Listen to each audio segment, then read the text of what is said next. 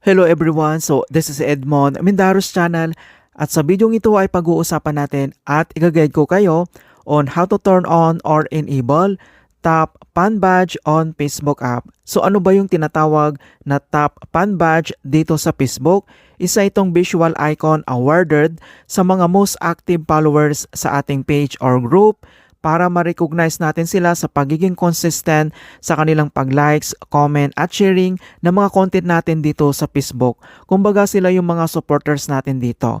So since hindi pa natin ito na-turn on sa settings na yan at kung hindi mo kabisado kung paano yan gawin, then stay tuned ka lang at start na natin. So ang next step ay kailangan mo lang mag-login or i-open mo lang dito ang yung Facebook account dito lang sa ating Facebook app and click mo lang.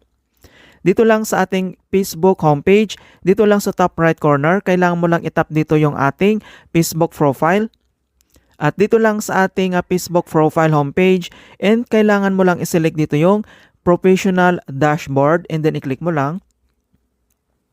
And dito lang sa ating professional dashboard and then dito lang sa pinakataas din niya, sa baba lang niya, makikita mo naman dito yung other option settings. So kailangan mo lang iselect dito yung tinatawag na community. And dito lang sa community and then dito lang din sa pinakataas, kailangan mo lang iselect dito yung tinatawag na fan engagements. So i-click mo lang.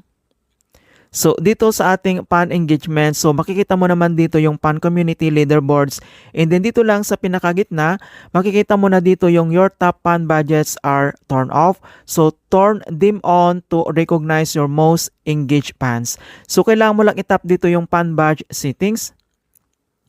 And dito na tayo sa ating fan badge settings. So people who earn these badges can display them when they comment on your content to recognize their efforts. So may dalawang option naman dito na pwede nating i-turn on. Ito yung top fan and then yung isa naman yung rising fan. Alright, so dito lang sa right corner, kailangan lang natin i-toggle to on positions itong kanyang button. Ayan, so makikita mo naman dito na enable na natin or na turn on itong top fan. So yung isa naman na rising fan, pwede din natin itong i-turn on. So nandito naman yung kanyang button din. So i-toggle on positions mo lang yan. Kung gusto mo naman itong i-remove, so pwede po yan, pwede mo naman itong i-turn off. So same naman dito, i-toggle off position mo lang yan to left corner. Ayan, so makita mo na turn off na siya. Kung gusto mong i-turn on, so i-toggle on position mo lang to right corner and makita mo naman dito na turn on na yan.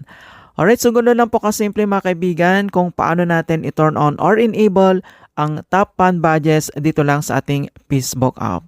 I hope na nakapagbigay ako ng konting kalaman at guide tungkol sa Facebook app tutorials. Thank you guys and see you in my next tutorials.